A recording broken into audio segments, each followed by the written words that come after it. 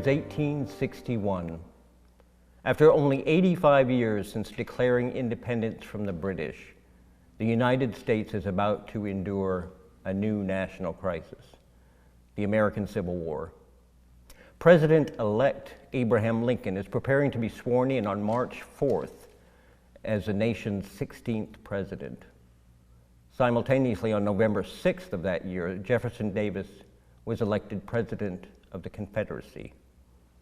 To help pay for the war effort, the U.S. government issues the first ever income tax. They levied a flat rate of 3% on anyone with an annual income of $800 or more. Elsewhere, the Pony Express, after only operating for 18 months, ceases its operations. That same year, Arkansas's neighbor, Kansas, is admitted as the 34th U.S. state. In Europe, Charles Dickens publishes his novel, Great Expectations. In 1861, St. James Methodist Episcopal is established in Fayetteville, Arkansas. 4 years later, their sister church, St. James Baptist, would open its doors and partner with their Methodist brethren for decades of service to the community. St. James United Methodist has helped in many areas in the life of Fayetteville, from initiating a preschool which would later become Head Start, helping lead the integration of Fayetteville Public Schools, and housing the Northwest Arkansas Free Health Clinic. These are just a few to name. We invite you now to come as we celebrate 160 years of St. James service to God and to the community.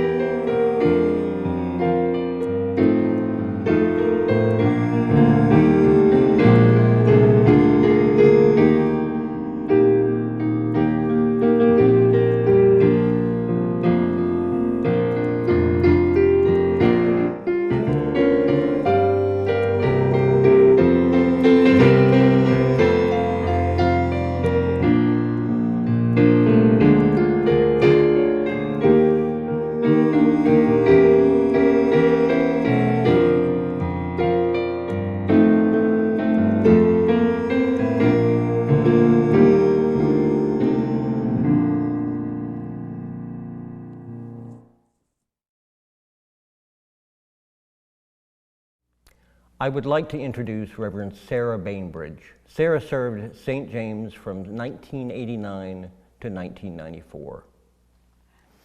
Hello, I am Reverend Sarah Bainbridge, and I had the pleasure of being the pastor of this church several years ago. It was my first church that I pastored while I was in seminary. And I was charged today with talking about the history of this church. And I guess since the physical history has been talked about, I would like to talk about the spiritual history of this church. And it's written in the building. It's written in the bricks that are outside. It's written in the floor that was laid by hand. It's written in the dedication of the windows that we have here in the sanctuary.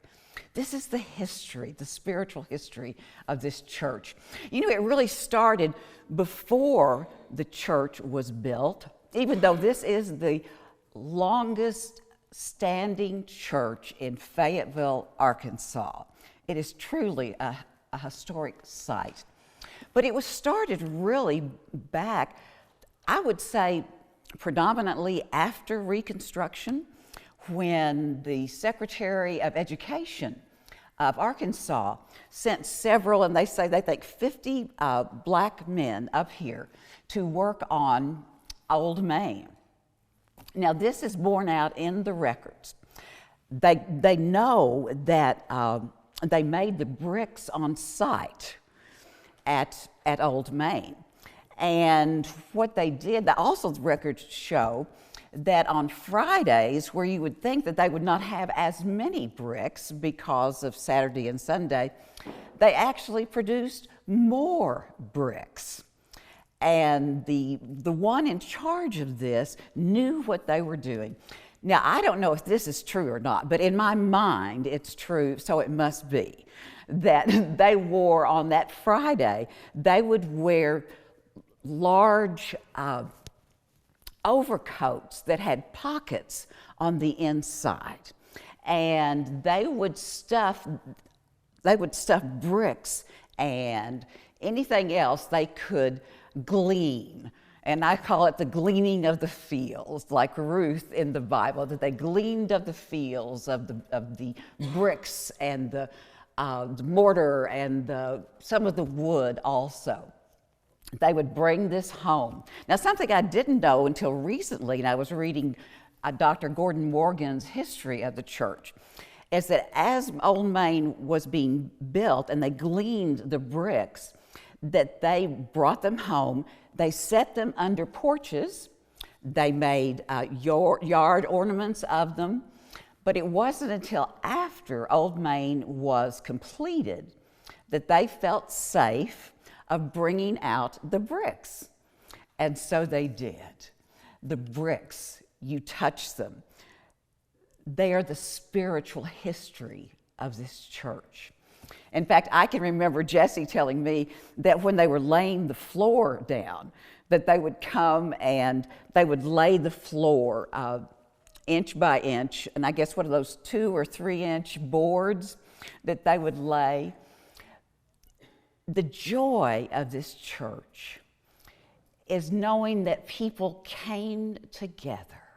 They came together to build it, to nourish it, to touch it. God had a hand through the hands of the people of this church. Now, I can remember some of the wonderful stories of the people that I would say this church nurtured. You know, I guess the most prominent was Theresa Hoover, who ended up General Secretary of the United Methodist Women in New York. And I have to tell something on myself. Every year, and I loved it, she would send me a calendar at Christmas of Black history, of the women in the Methodist Church. And I loved that calendar. In fact, that was my main calendar.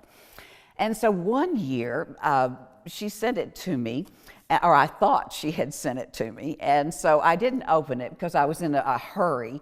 But I wrote her a thank you note, and I said, thank you so much for this calendar, the Black Church calendar, because I love this calendar. Well, as it turned out, it was not the Black Church calendar. In fact, it was a cooking calendar of different things. And so I had written her a thank you note for something that she did not send me. I remember that very, very clearly. And I love Minerva, her sister. I took Minerva over one time to a meeting over in Huntsville. And of course, Huntsville from here is very windy roads, and it went on and on and on. And of course, I enjoy windy roads because I grew up on them. Well, I get back, and we were sitting right here in the front of the church. I could see it and hear it in my mind. And Minerva was getting out of the car, and she said, honey, I'll drive next time. And so, but you have these wonderful stories of people coming together, of the love that was shared, and sometimes maybe not quite the biggest love in the world, but that's a church. That's what brings people together. Unity in diversity. That is what the United Methodist Church is all about. And that is definitely what St. James United Methodist has been all about. The spiritual history of this wonderful church. It is an honor to introduce you to Stephen Koger. Stephen has attended St. James and blessed us many times with his music.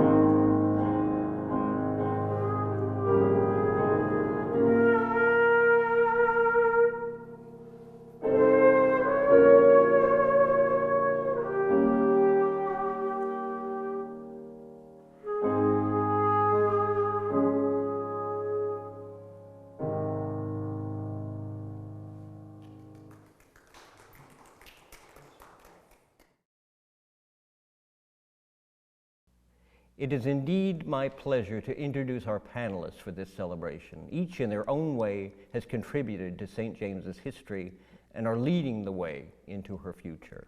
May I present Henry Childress, Jesse Bryant, Carolyn Bradford, Lois Bryant, and Margaret Clark.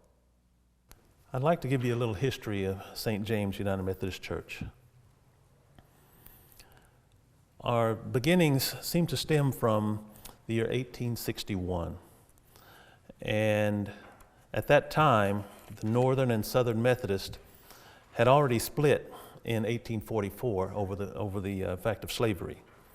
In 1861, secret meetings by slaves and some freed slaves began in a house on Rock Street, which is just southwest of here.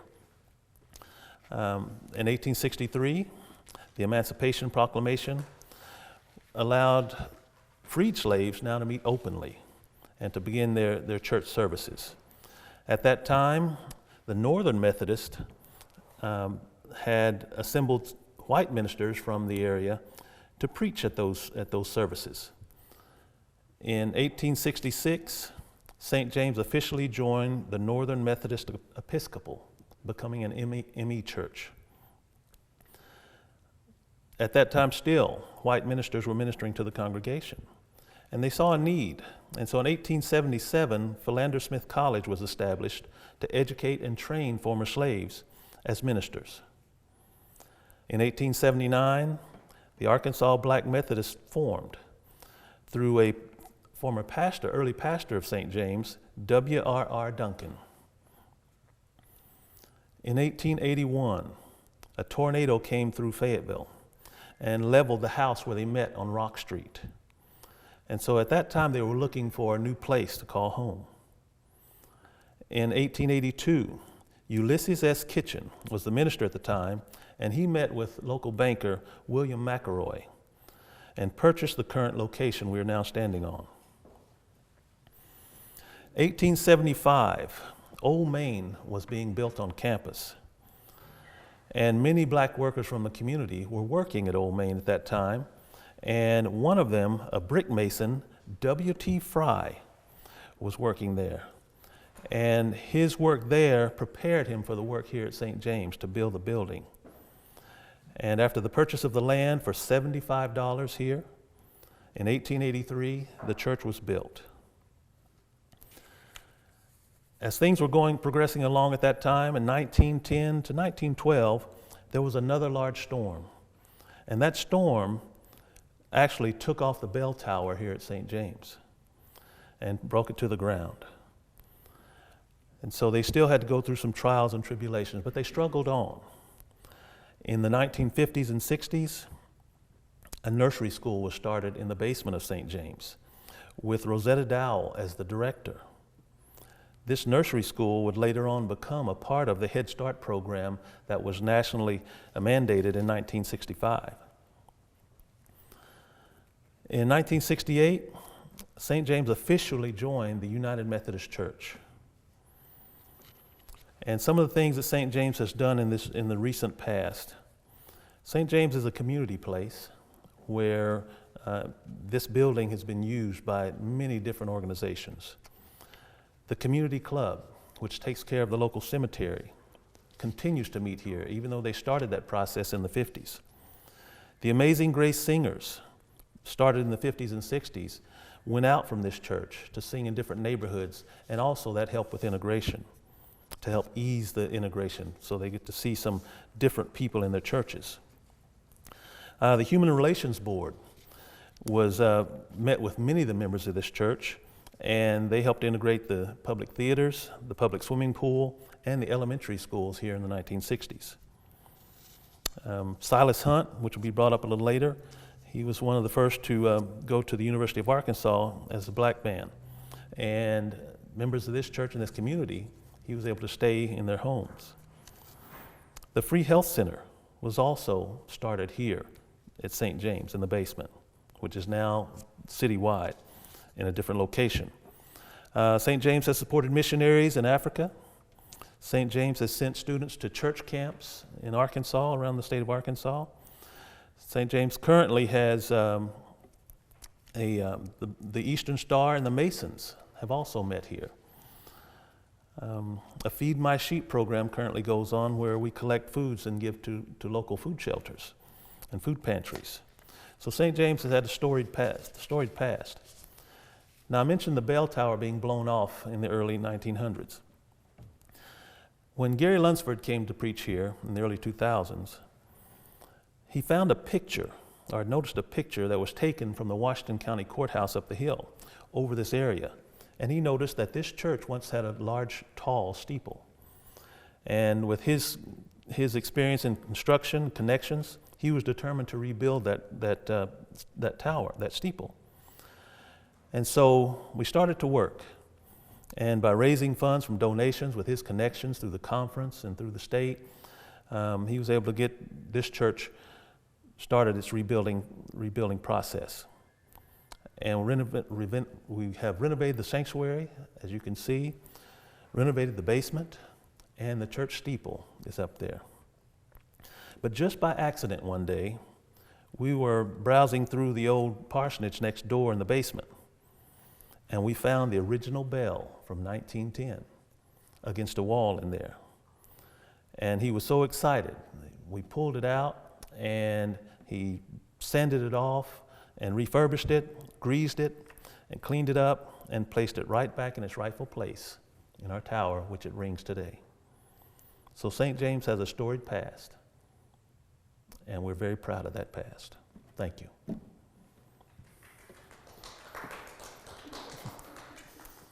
I'm Jessie Bryant, and I'm going to talk a minute about the Northwest Arkansas Free Health Center. There was a time that this church, the St. James United Methodist Church, was also a community building. So that is really where the medical center started, downstairs. In 1985, we actually started talking about it, but being in a Methodist church and being a Methodist, we always planned a meeting after the meeting. So in 1986 is when we finally said, okay, we do this or we stop talking about it. The first thing we did was that we went over the neighborhood and we took a survey of who had medical insurance and who didn't. And we found that most of the people in the community did not have that insurance that they could actually go to a physician or go to any medical doctor. So we started in the downstairs of this building of the Methodist, of the St. James United Methodist Church. We met on Thursday evening. I would come down, I would set it all up in little quarters so that we could have some privacy. Along with that, we had what we call snack time, because we began at 5 o'clock. And what happened was that most of the people that were coming in from work hadn't had any dinner. We had a program for the children also. So we set snacks that we could actually feed the patients before they saw, because it was a first come, first serve organization. And what we did was we used volunteers. Nobody that worked in this center was paid. They all donated their services. And what we began with was that we came in and we set the basement up to be the medical stations. Then we would go out and talk to the professionals, invite them to come and give us a few minutes of their time on Thursday evenings.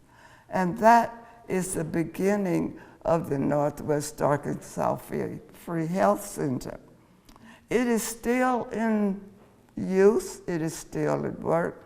The real funny thing about this was that when we grew to be larger than the downstairs, they were building, the county was moving to a different spot.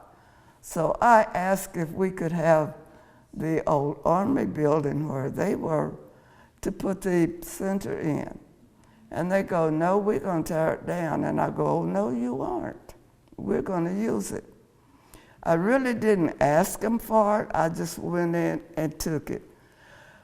During that time, believe it or not, the county jail let me have all the prisoners, and they refurbished that Armory building. I would go get them at 8 o'clock in the morning, and I'd take them back in the afternoon. And the only thing I would tell them was, if any of you try to leave, I will break both your arms and beat your brains out with them. So we started out on a good note. They were people, they were our friends, they worked and we worked. It is still going on today on the same thread that we have. We raised our own money, we went out and we asked for the volunteers, and we came in and we did a service.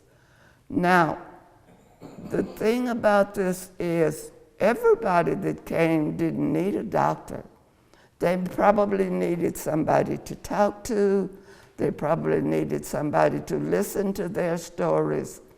And as they were there, and we would begin just sitting down and having a conversation with them.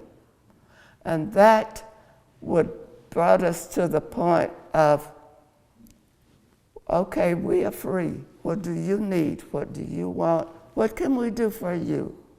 And we worked, and as I stated, we are still in business, and we have been at this point for 35 years, and we are still serving the community, serving the people that need the help, that do not have insurance, do not have a way to pay the professionals.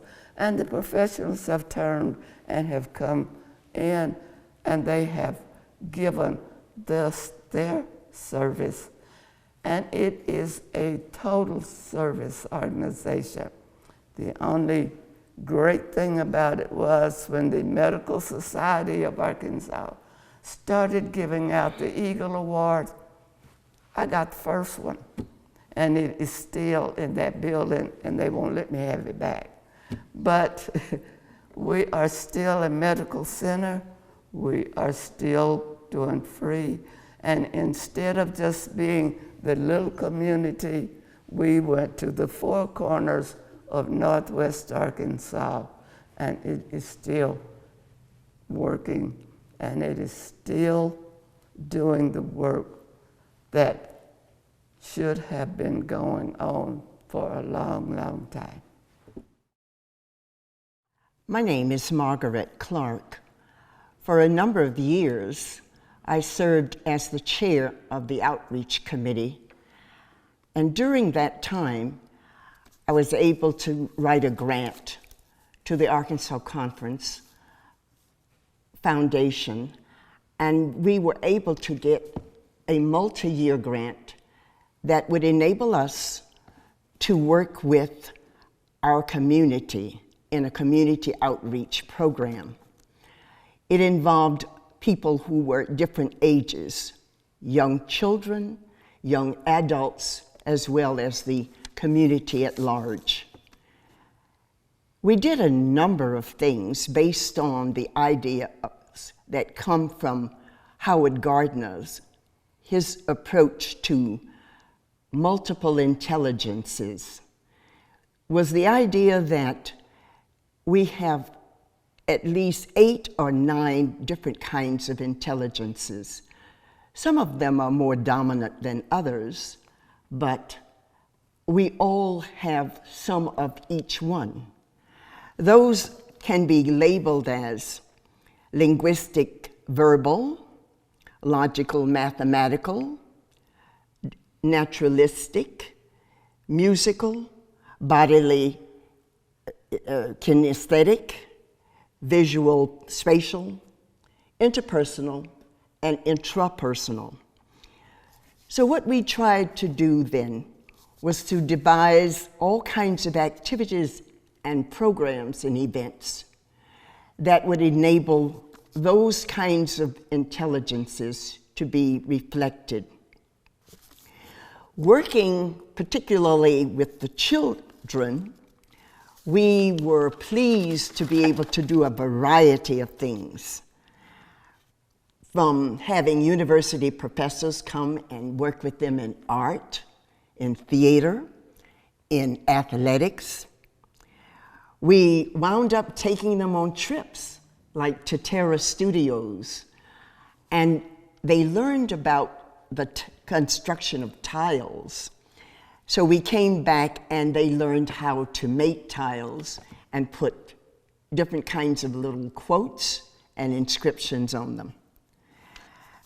We also took them over in a way of trying to get them introduced to different kinds of nature. We took them to Gentry, Arkansas, where they were able to go through the drive-through simulated kind of a jungle, so to speak, where they were able to see the different animals, and that was an exciting trip for them. Those are just samples of some of the things that we did with the children when we took them away from here. But additionally, of course, we had them here working regularly on Saturdays, and we would serve them meals. Out in the neighborhood, we used to go as a group, our particular committee, with 2 of the members I especially want to take note of. That was Lodine Defaba and Mildred. Oh my goodness, I can't remember Mildred's last name at the moment. But we went particularly to Jefferson School, where we would take educational materials. Additionally, we went to City Hospital, where we would have already found out all of the people who were celebrating a birthday, shall we say, in the month of December. And then we would take them gifts. Now, City Hospital particularly, we were going to the Hoover wing. Now, that Hoover wing was named for James Hoover, who was the father of those 3 young girls who became women here at this church. That's Minerva Hoover Morgan, Theresa Hoover, and Frances Hoover. And Hoover is that person that is over there listed, James Hoover, and at that window where it is dedicated to him. Well, we went there, and it was wonderful because of the fact that there again was the Hoover wing. We would go and take gifts to all of those people who had a birthday for the month of December, and we would sing happy birthday. We would also go and take birthday gifts, or just gifts in general, to people at Seven Hills. And then one other thing that we did was to take Thanksgiving baskets to the local elderly members of our neighborhood. Young adults were also people we addressed by giving workshops. We utilized sometimes the people that were related to us. And so, again, we had Mildred Montague, that was her name, Mildred Montague's son, who is a medical doctor, and he came and did a workshop for us, for the young adults. We also had people coming in to do similarly things with the area of finance. So you see, we were attempting to address all of the kinds of people that we have in our community, from the young to the elderly. And that was the kind of outreach program that we did over a period of about 4 years. Thank you. Music has always played an important part in St. James's worship services, from choral anthems to solos to instrumentals. One pastor actually played his trombone in many of his sermons. When I started leading at St. James in 1983, my duties included playing for morning services, directing the chancel choir, and leading the children in music. I remember my first rehearsal with the chancel choir. We met at 5 o'clock Saturday afternoons. I'd never experienced that before. Before that rehearsal, I expressed my reservations with the pastor at the time, who was Reverend Sam Williams. I told him how I was worried that my musical style would be totally different from what the choir was used to. Sam simply said, "Just play and let God do the rest." I've never forgotten that advice. Our choir did many outside performances at various churches. We even had a monthly radio show. We taped the music on Saturday morning and the show would air on Sunday. The choir also sang every month at the VA hospital. It was a true blessing for all of us to bring the gospel to these people. Going forward, St. James will continue to spread God's word with its style of music to the community. We will just sing and let God do the rest. Betty Brutus has served the Fayetteville community as a teacher in the Fayetteville public school systems. Her beautiful singing can be heard during St. James's worship celebrations.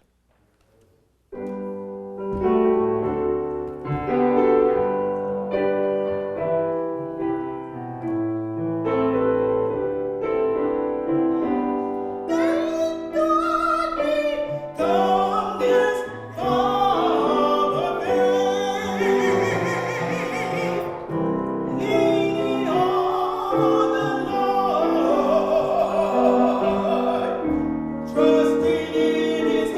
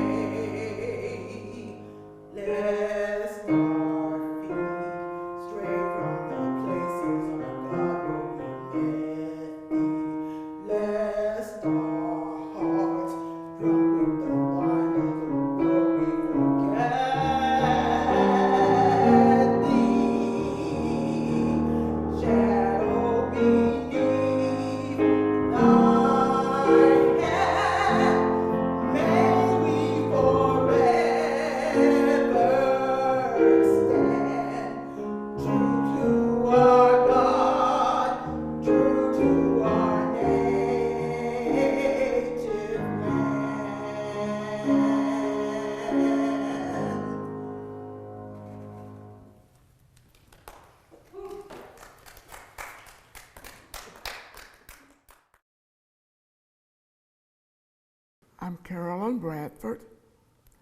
Years ago, the black law students, they didn't have anywhere to stay, and some of the members of St. James United Methodist Church let them stay with them. A couple that I know, Shropshire and Mercer, stayed at the Joyner family, and George Haley stayed with my mom and dad, Cashmere and Crystal Funkhauser. George, he was there so long that he decided to call mom and daddy his mom and daddy. And then I became the little sister. He ate dinner with us every night, and then he would go and study.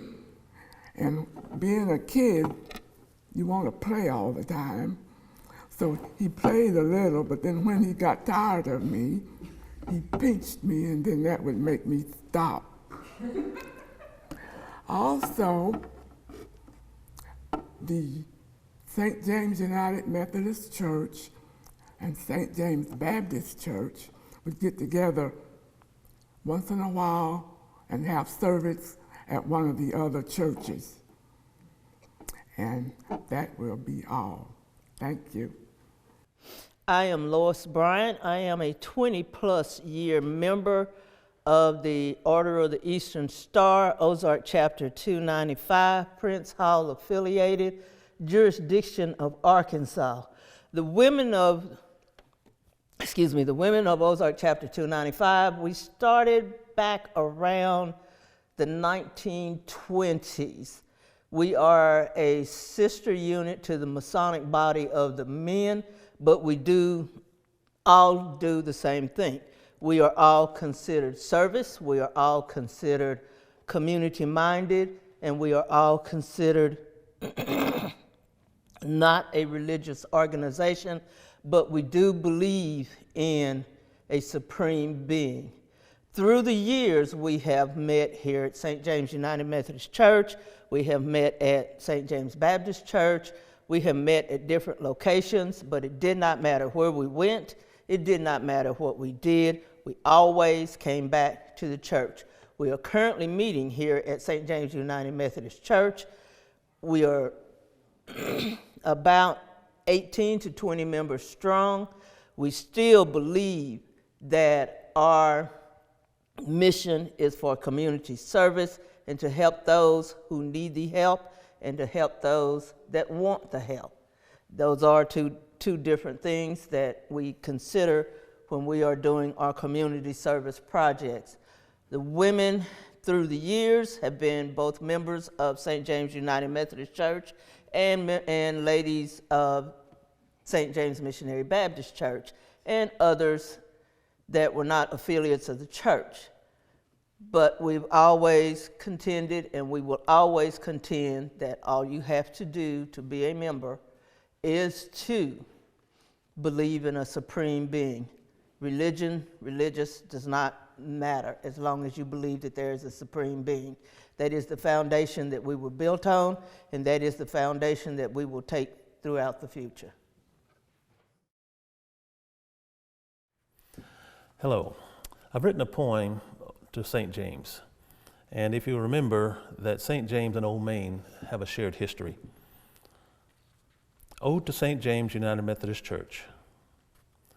There she stands on the corner, tall and proud, her head pointing upward, looking to the clouds.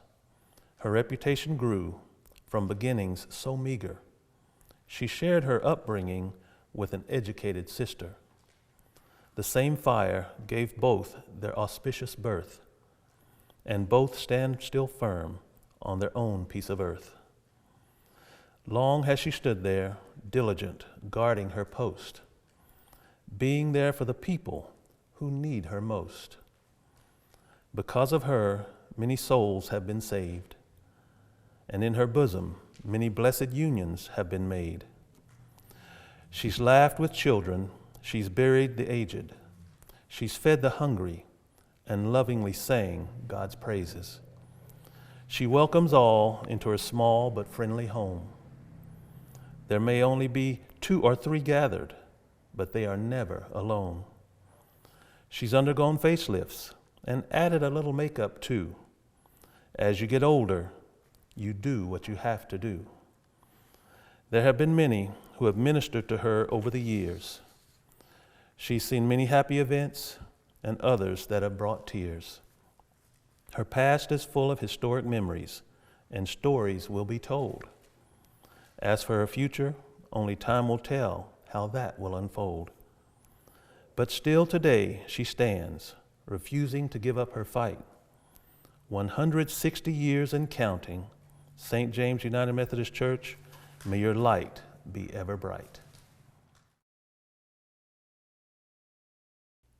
In this part of the program, we are looking at some memories. The first individual who is going to bring us a memory is Jimmy Whitfield.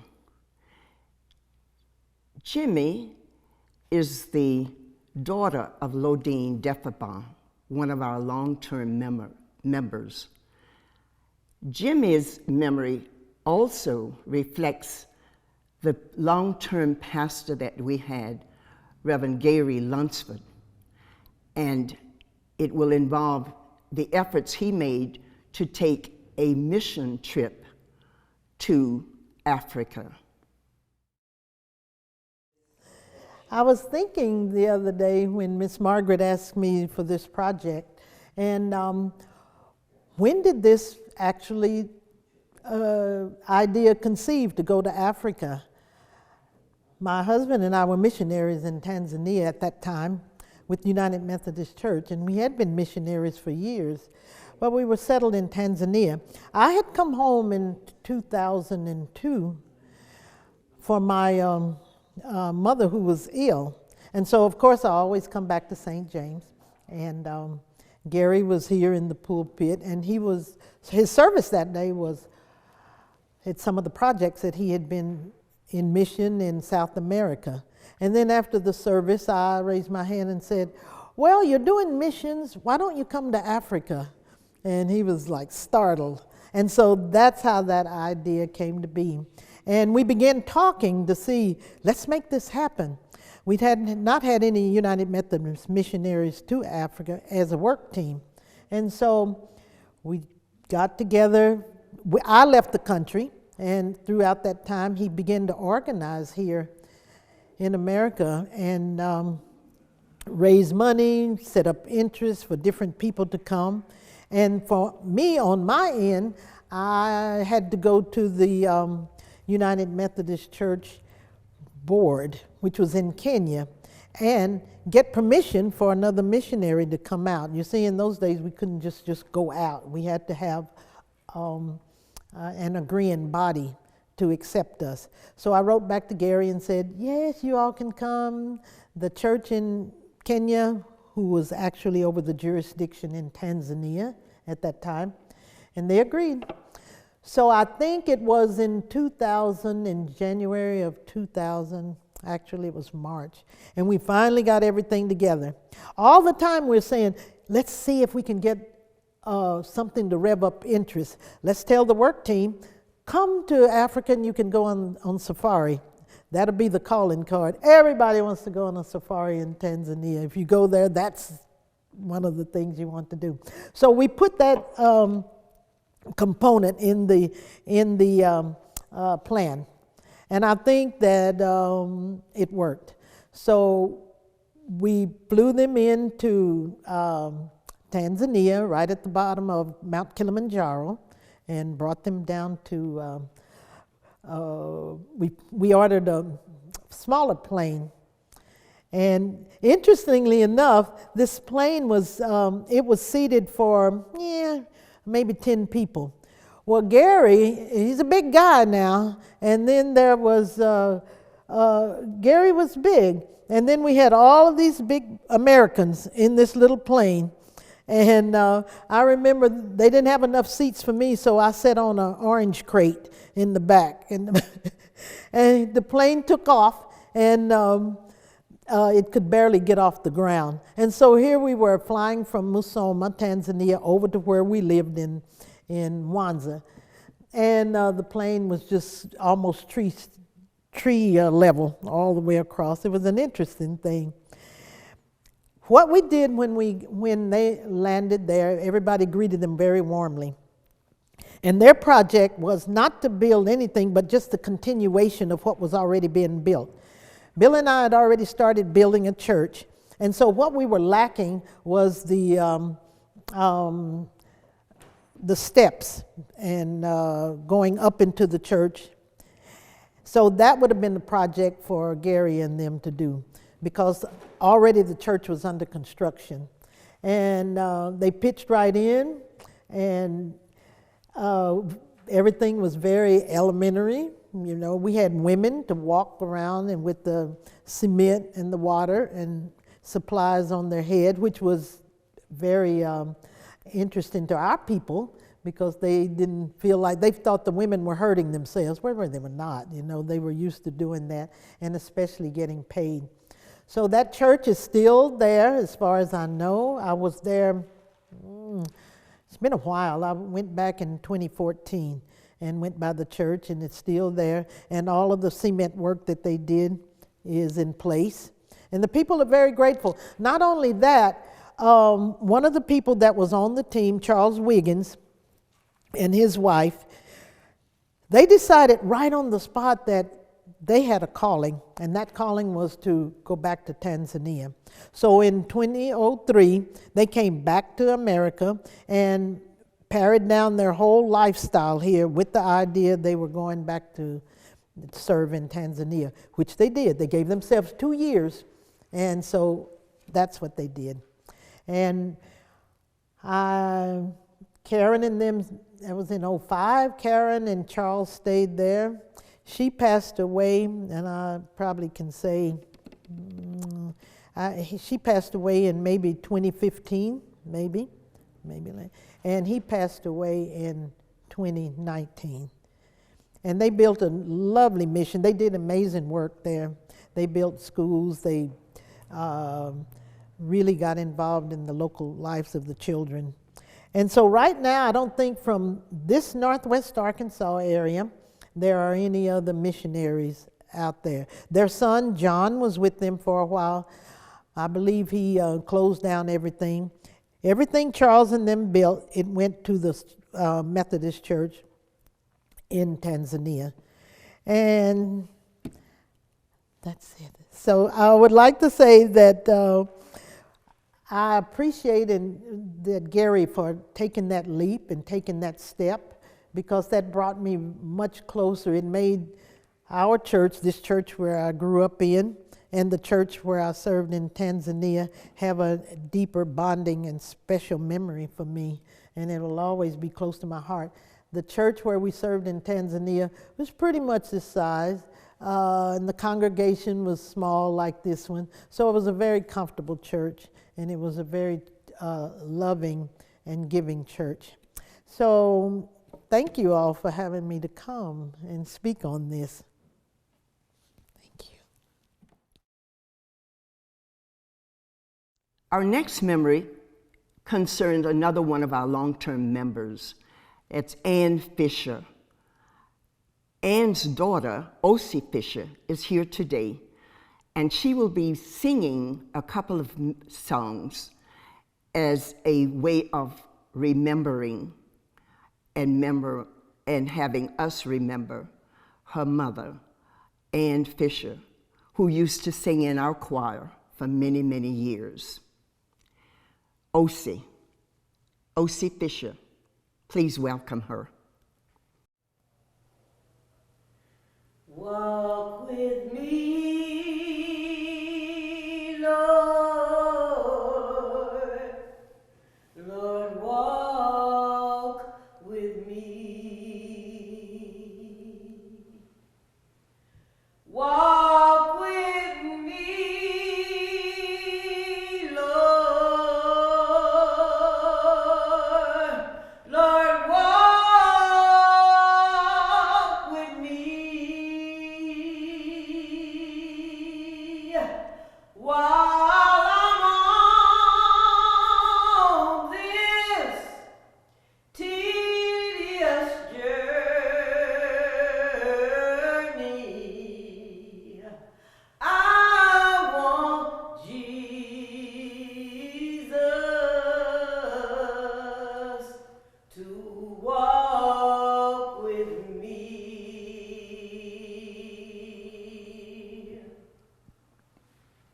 Be my friend, Lord.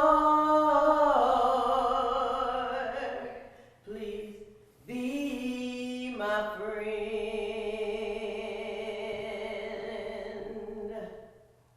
Be my friend, Lord. Lord, be my friend. While I'm on this tedious journey, I want Jesus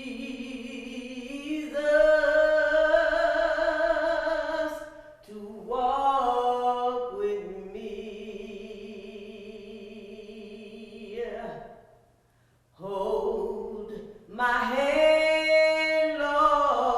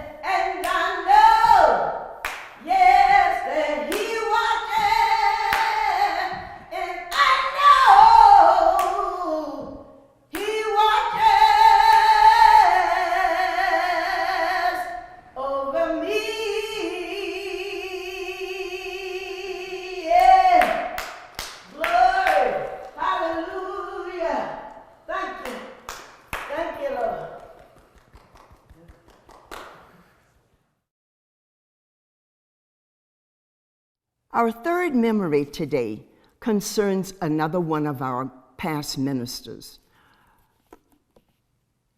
This was Reverend Louis Chesser. What I want to do is share with you excerpts from a podcast that his daughter, Reverend Dawn Chesser, who is now at the St. Paul United Methodist Church in Tennessee, Knoxville, Tennessee.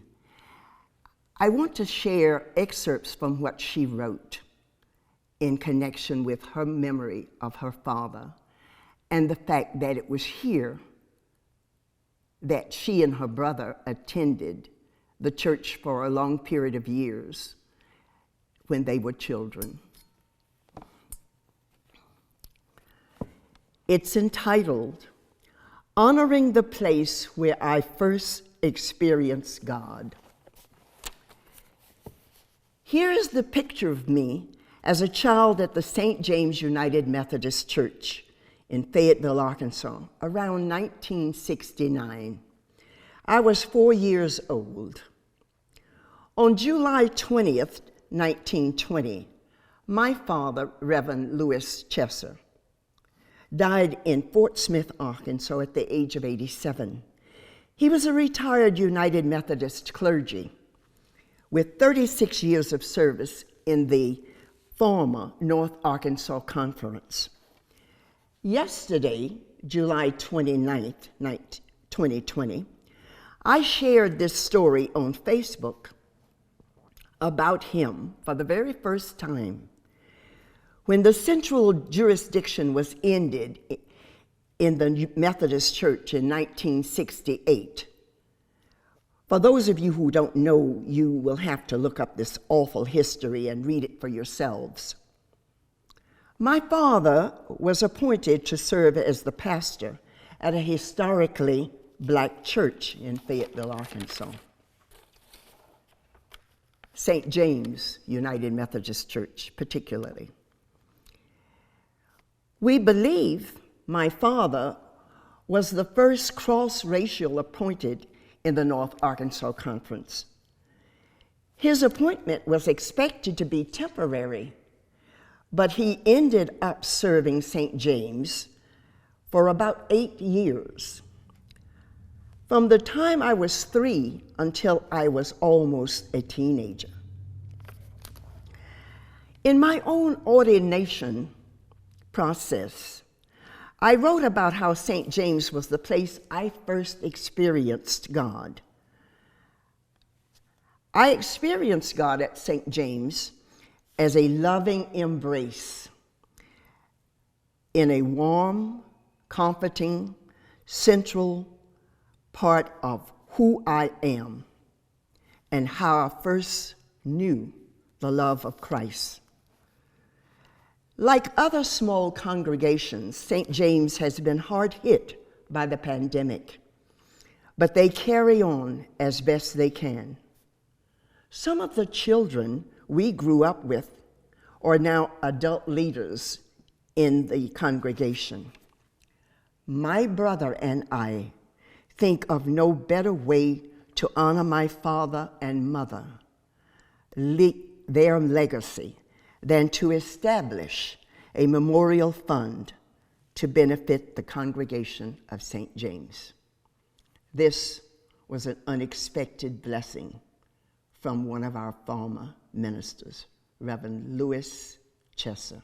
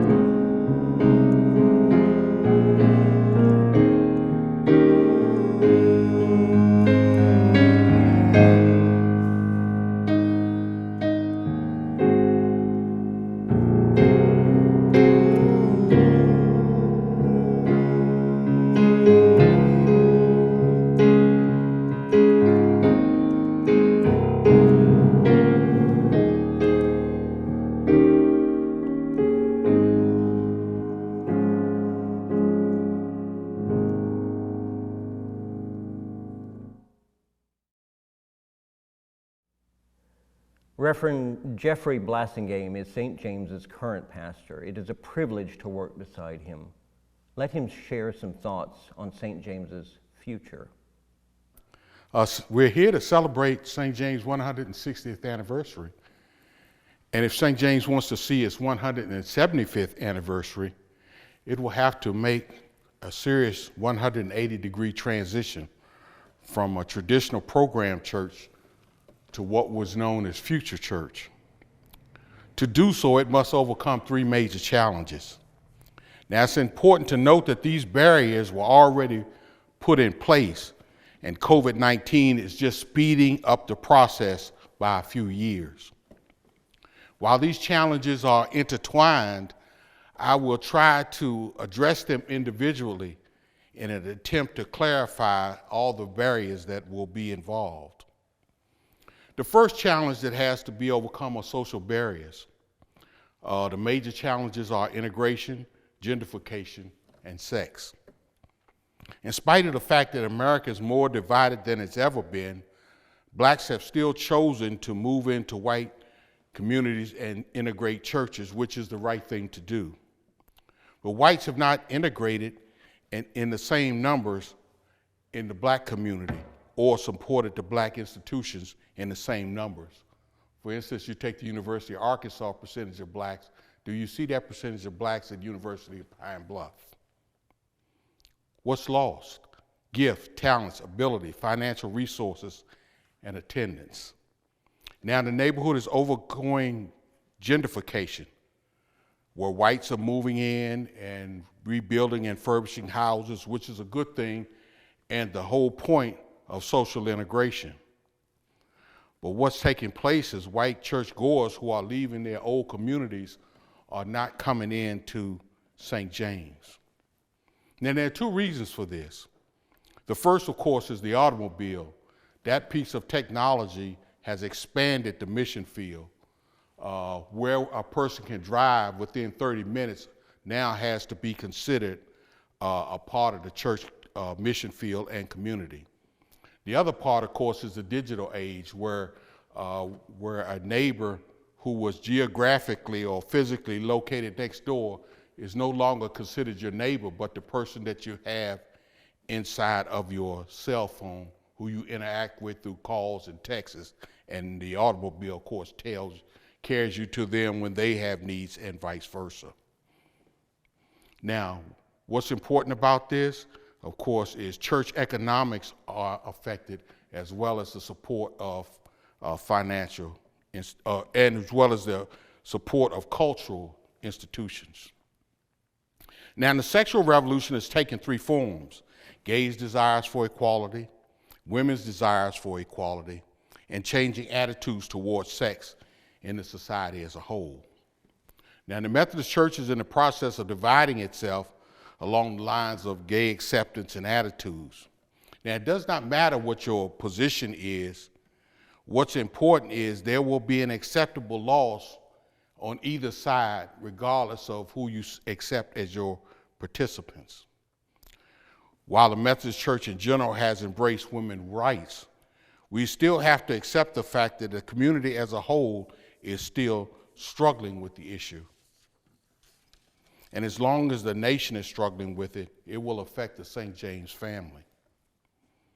Finally, attitudes about sex in the culture have changed. The reason why this involves a major influence, or the major influencing factors for this, is of course the birth control pill and the easy access to pornography. The pill has given women more sexual freedom, and now they see sex as a form of pleasure over procreation. And survey reports that half of Americans aged 13 and older engage in pornography, however you define the term, at least once a month. Also, only 11% of people who do not go to church believe that Christian ethics and morals are unrealistic, anti-gay, repressive, and too strict. The majority of millennials and Gen X believe sex is a way to connect with others in an enjoyable way. These generations believe that couples should live together before marrying to ensure compatibility. They asked the question, what's the spiritual reason for waiting? How does waiting promote better discipleship, better marriage, or better family life in a society that has a 50% divorce rate?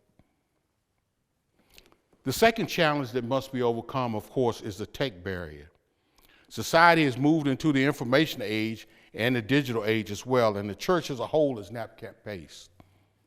Like the rest of society, technology will continue to shape and influence the nation.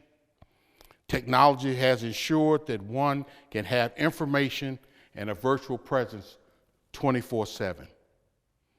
The question that has to be asked and answered is, can God move through pixels and wireless communications? Now, Hollywood and television have already answered that question for their businesses. Because of access to information, 90% of Americans have a working knowledge of Jesus Christ, Muhammad, and the Buddha. Religious information has little or no value because it can be accessed in a matter of minutes. Religious content now has little or no value. Liberal or conservative views can be accessed in minutes about any religious subject. Now, what still has and will continue to have a great deal of value is religious insight. This makes disciple making through relationships even more important. Children as low as second grade are given computers instead of books as society goes paperless. Most children at the age of 10 now own a cell phone, which gives them access to information, content, music, movies, games, etc., 24/7. It is here where religious content has not kept pace with culture. Asking kids to take part in Vacation Bible School or Sunday School or MYF or adults in Bible study is a heavy lift when those things require paper and pencil. Even now, high schools have esports teams that compete for state championships. In the future, bandwidth will be just as important to the trustees as bathrooms. Because of COVID and tech, the following things have been moved online: worship content, Bible teaching, prayer, some forms of evangelism, giving, small group and Sunday school, and leader development. These things will have a tough time coming back inside of the church building. Challenge number 3, overcoming worship barriers. 3 things will change the worship landscape: a change of spiritual emphasis, a change of ministry focus, disciple making, and a church as a building. Because of the things that I mentioned, I'm almost sure that the emphasis that have been placed on big church will also change. Big church will go like the mall. It will die a death of 1,000 cuts. The information age will keep people in a worship mode in pajamas and bunny slippers. Spiritually, the shift is taking place even as we speak. Even today, those that come to church are more interested in the Holy Spirit, part of the Trinity, than God the Father. We see it in that response where I'm spiritual and not religious. The emphasis is shifting from the teachings of Jesus, from the miracles of Jesus to the teachings of Jesus. The interest is also shifting from God being omnipotent and omnipotent to engaging a God who is omnipresent.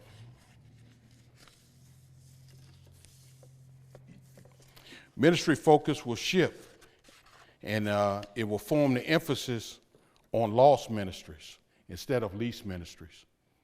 Now, there was a time when a family would come to church in need of food, clothing, etc., and receive those things and see that experience as a miracle from God. They would come back on Sundays to worship with the church family and in time become a part of the faith community. Because of economic chaos, many have noticed that we have seen food pantries and clothing closets in colleges and schools. Many community institutions are starting in the way of nonprofits to provide these kinds of services to the least as well. In these times, These entities will also completely eliminate most leased ministries in the church.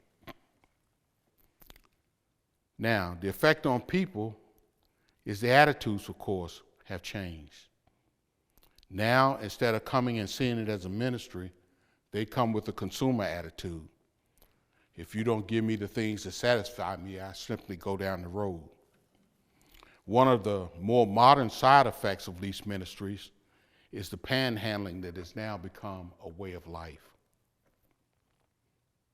Lost ministries with an emphasis on fellowship, connection, and disciple making must become the new order of the day. Worship must change as well.